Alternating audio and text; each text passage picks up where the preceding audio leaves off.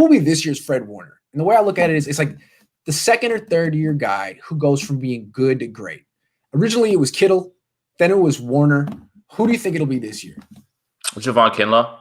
Ooh, that's a good call. So the only thing is that the reason I'm not going to say Brandon Ayuk is because he shows so much in year one. But I think that Javon Kinlaw, when you talk about this rotation that's going to be there, and he's going to see a lot of, provided everybody's healthy, let's say even D Ford, steps in, he's going to see a lot of one-on-ones. If he can't do it now when there's a supporting cast around him and hopefully the knee is feeling better, then I guess, you can throw skepticism to him. But I think it's going to be Javon Kinlaw, honestly, when it comes to the second-year player, just based on, what's going to be happening with the rotation. This defense looks like it's going to be a little bit more aggressive, I think, with DeMeco Ryans calling the plays, and I think they're going to try to run a lot more man. So, I think that he's going to have his opportunities to produce, and I'm going to predict that Javon Kinlaw is going to be the guy that breaks out this year. That's a good call. I'm gonna not cheat, but I'm just saying anyone who hasn't had a Pro Bowl year yet. So like I wouldn't put Nick Bosa in the conversation. I think he's broken out already, but I would put Ayuk in the conversation. I'm gonna go with Deebo. I think Ayuk's gonna break out when Trey Lance breaks out, and I'm not sure exactly when that's gonna be. But if Jimmy Garoppolo is the quarterback again next season, then Deebo Samuel is gonna be the MVP of this offense because Jimmy needs him. We've seen it for years now. So I think Deebo Samuel, as long as he can not break his foot in June and make it through the year, through the offseason healthy, and he doesn't have any setbacks, doesn't gain 10 pounds, doesn't pull his hamstring, he could have a monster year. Hasn't gotten paid yet. It's got a lot to prove, a lot of money to make. Young still, Deebo. I think that, the thing with Deebo's injuries is just like their hamstrings, there's calves and things like that. So it's like, I don't know how you combat that. I don't know what exercises you can do to do that. But yeah, you're right. Honestly, that's the thing that's robbed him of everything that he's been doing, because it's true. When he's on the field, you can make the argument that he's the most important piece of the offense just based on how they go with all the jet sweeps and everything else. And just when he has the ball in his hands, that he's like a running back at the wide receiver position. So yeah, that's a good call too as well. It seems like he makes everyone's job easier. He's the guy who makes people's job easier. Anyway, absolutely. Root says, I think Jimmy deserves a shot, but it's also the responsibility of the team to want the best option on the field. Trust the QB comp process. Yeah. I do think it's interesting that Shanahan said that Trey isn't ready to compete yet, but he also said the day he got drafted, look, it's up to Trey. If he shows he's ready to compete, then he'll compete. It'll be a natural thing. Right. Yeah. And Jimmy's not a stranger to this either, right? Tom Brady, who's literally the greatest quarterback of all time, had somebody drafted behind him, which was Jimmy Garoppolo, and it made him uncomfortable. So I think he understands how this works and everything as well. So he has an idea of how this goes, and yeah, there's nothing wrong with that, because what did it do to Tom Brady if he started to go harder because he thought that people were already starting to disrespect him by saying, hey, your contract. Remember when they drafted Jimmy Garoppolo, it was, hey, your contract, hey, you're declining. Yeah, that's the type of stuff that maybe Jimmy's hearing. So if it lights a fire under him, then what's wrong with that? There's no problem with that. It's just, will he take that? Will he take that as extra motivation, or will he just say, you know what, I'm still just going to do what I do and play how I play? This is a really good point. And it's the one I've been trying to make, and I feel like I've been making it poorly. Raymond says, everyone's forgetting that Jimmy is not a bridge. He's right.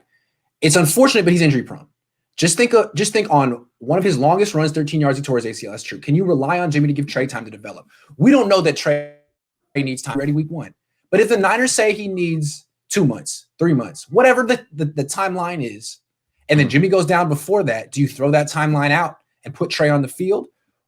I think not. I think that's what's cool about having Josh Rosen is if Jimmy goes down too early, you are allowed to trust the process and stick with the plan with Trey Lance if you feel that it's necessary.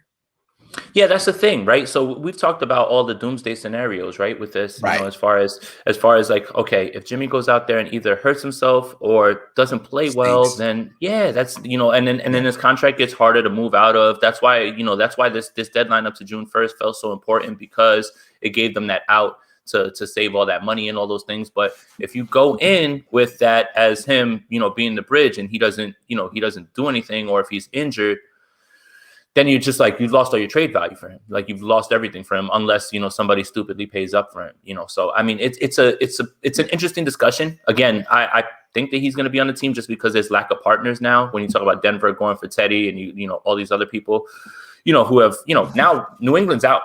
That's not happening. That's just not happening. So New England's out. Denver looks to either be trying to lure Aaron Rodgers, and they had Teddy Bridgewater. Washington, who knows? And next year's draft class isn't exactly deep as of right now. So, yeah, I mean, this was the thing that we were worried about. So if Jimmy goes out there and he doesn't play well, then yeah, you're like torpedoing any of trade value that he had now for the few teams that would be interested in his service.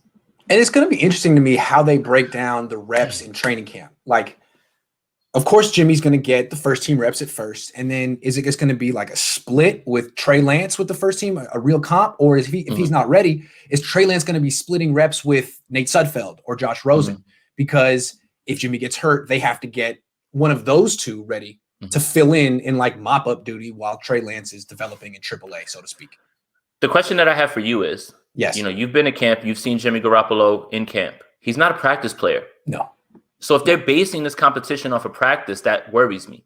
He seems to be more of a gamer than he is a practice player. And I'm not just talking about the 5 interceptions before the Denver game thing. I'm just talking That's about why I bet my dad a $50 bottle of wine that Trey's going to be starting week 1. I think he can pull this off.